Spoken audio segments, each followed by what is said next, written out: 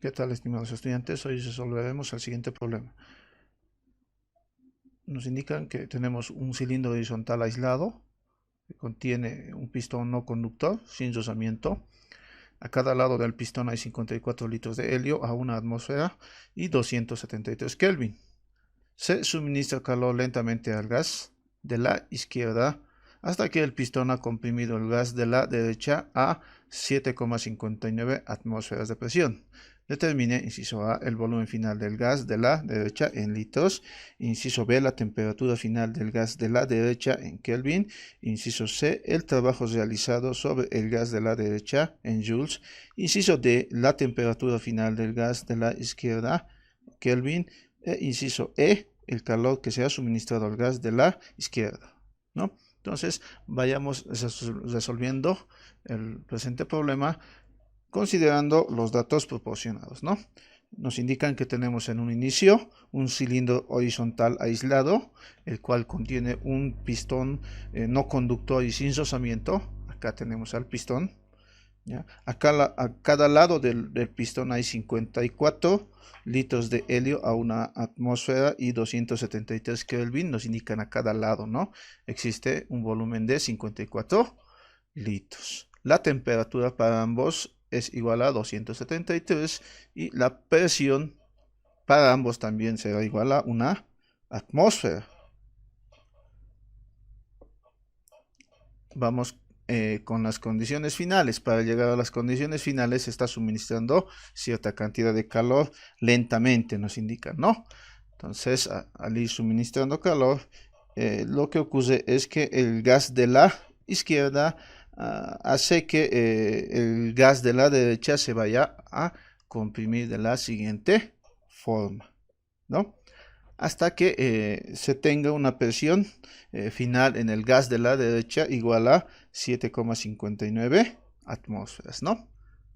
Entonces, acá, si analizamos las variables, el volumen final del helio en la izquierda no lo conocemos, lo propio para el volumen en el lado derecho. En el caso de la temperatura, tampoco conocemos la temperatura del helio al final en el lado izquierdo ni en el lado derecho. Podemos observar que va a existir variación porque se está proporcionando calor, ¿verdad? Ahora bien, para que exista equilibrio en el estado final, tiene que ocurrir que la presión del helio en la derecha, al final, tiene que ser igual a la presión del helio en la izquierda, perdón, esta es la derecha y esta es la izquierda, ¿no? La presión en ambos tiene que ser la misma al final, ¿no? Entonces, tendríamos lo siguiente, ¿no? La presión del helio en ambos casos es igual a 7,59 atmósferas. ¿También? ¿Estamos? Ahora bien, como estamos hablando del helio, es un gas monoatómico, por lo tanto, consideramos los siguientes datos para el CP, el CB. ¿Estamos? Vamos entonces con el inciso A. Vamos a hallar el volumen final del gas de la derecha. Vamos a hallar el volumen final del gas de la derecha. A ver, nos indican que el cilindro es un no conductor y sin rozamiento. Además nos dicen que está aislado, ¿no? Por lo tanto, no va a haber intercambio de masa, ¿verdad? Del helio de izquierda a derecha o de derecha a izquierda. Entonces, al no existir aquello y al ser un proceso adiabático, ya podemos considerar la siguiente expresión para los gases, ¿no? Al ser un proceso adiabático. Ahora vamos a estudiar al helio a la derecha. Entonces, la expresión dada anteriormente se puede escribir de la siguiente forma, ¿no? A la presión del helio al inicio, el volumen del helio al inicio, en este caso a la derecha, ya hemos indicado que son los mismos al inicio, ¿verdad? Y la presión del helio al final, por el volumen del helio, en este caso de la derecha, en el estado final, ¿no? Podemos observar acá que tenemos el dato de presión, tenemos el dato del volumen inicial, tenemos el valor de gamma, La presión del helio final también se nos ha proporcionado, entonces podemos ir despejando el volumen del helio, en este caso de la derecha, en el estado final, que viene dado por la siguiente expresión. Si vamos reemplazando los datos, obtendríamos lo siguiente, ¿no? Realizamos los cálculos necesarios y el volumen del helio a la derecha en el estado final llega a tener el valor de 16 litros. ¿Ya? Entonces vamos con el siguiente inciso. En el siguiente inciso se nos pide hallar la temperatura final de este mismo lado, del lado derecho.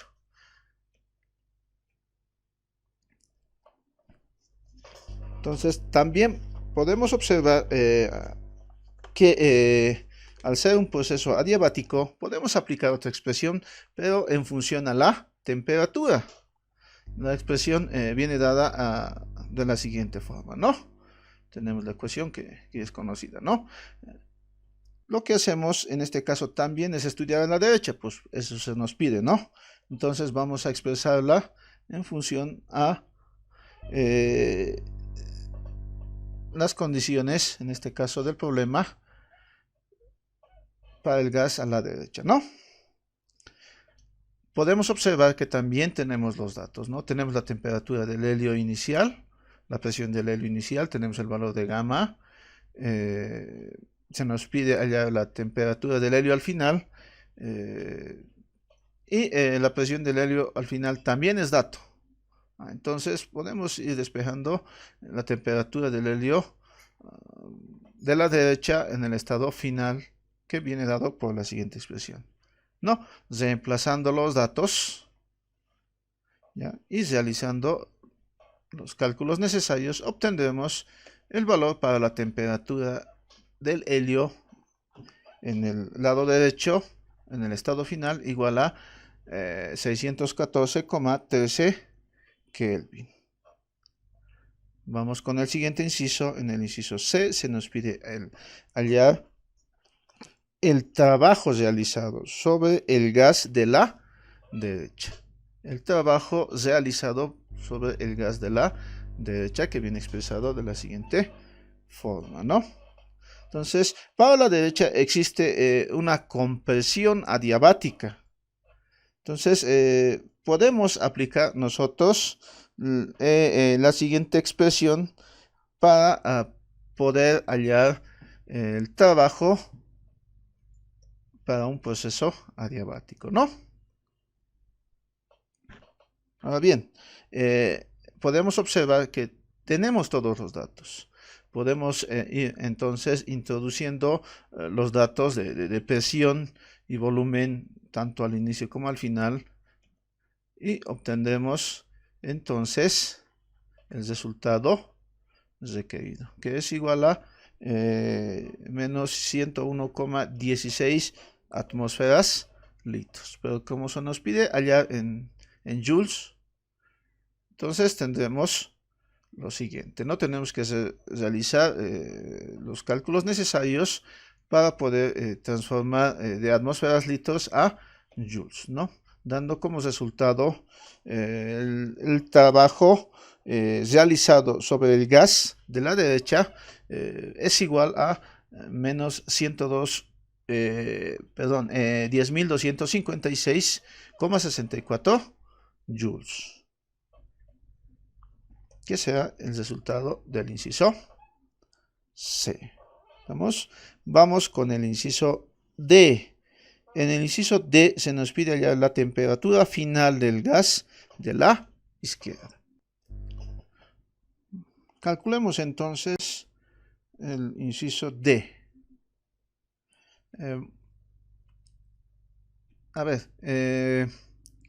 Podríamos aplicar la ecuación de estado en ambos lados del cilindro, ¿verdad? A ver, en este caso vamos a utilizar la ecuación de estado en el cilindro de la izquierda. Si aplicamos aquello, tenemos lo siguiente, ¿no? ¿Con qué objetivo? Si podemos observar acá, de esta ecuación podemos hallar la temperatura del helio en el lado izquierdo en las condiciones finales.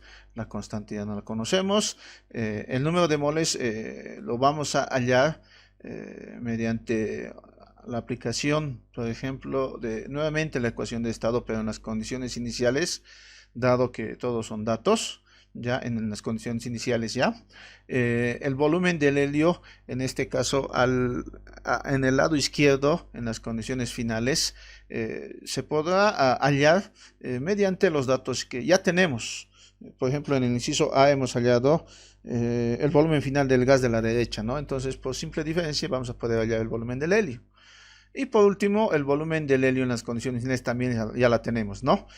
Igual a 7,59 atmósferas. Entonces, para hallar la temperatura del helio en el lado izquierdo, en las condiciones finales, hallaremos número de moles y volumen. Empecemos con el número de el volumen, perdón. Aquí tenemos el volumen en las condiciones iniciales. Recordemos que el volumen del helio en cada compartimiento era igual a 54 litros. Entonces el volumen total será igual a 108, que corresponde a 2 por 54, ¿no? En las condiciones iniciales. Pero en las condiciones finales ese volumen total también se va a mantener. Va a ser igual en este caso, pero al volumen del helio en el lado derecho en las condiciones finales, más el volumen del helio en el lado izquierdo en las condiciones finales, ¿no? Entonces, de ahí, si nosotros despejamos el valor requerido, el volumen del helio en el lado izquierdo en las condiciones finales será igual a la siguiente expresión, ¿no? Entonces, de esta forma hallamos el volumen en el lado del helio en el lado izquierdo en las condiciones finales, dándonos el valor de 92 litros. Ahora vamos a hallar el número de moles del helio. Entonces, para ello vamos a volver a aplicar la ecuación de estado, pero esta vez en las condiciones iniciales en el lado izquierdo también. Una vez que tenemos esta expresión, podemos observar que podemos despejar el número de moles del helio, pues todos son datos, ¿verdad? Reemplazando los datos, entonces, obtendríamos el valor del número de moles de helio, que es igual a 2,41 moles, ¿no? Ya tenemos entonces tanto el valor del volumen como el valor de los moles en este caso, ¿no? Entonces vamos a volver a apelar a la ecuación de estado en las condiciones finales presentada anteriormente, en la cual vamos a despejar el valor de la variable temperatura, ¿no? Si reemplazamos los datos, obtendremos el valor solicitado, que es igual a 3530,52 Kelvin. Por último, se nos pide hallar el calor que se ha suministrado al gas de la izquierda. Para ello vamos a recurrir a la primera ley. ¿Vamos? Entonces, aplicando la primera ley en este caso al compartimiento izquierdo, se tendrá la siguiente expresión, que vendrá dada por la ecuación 1. La variación de energía interna es igual al calor menos el trabajo, ¿verdad? Ahora bien, tendremos que nosotros despejar de esta expresión el calor. Para ello tendríamos que hallar la variación de energía y también el trabajo, en este caso, realizado, ¿no?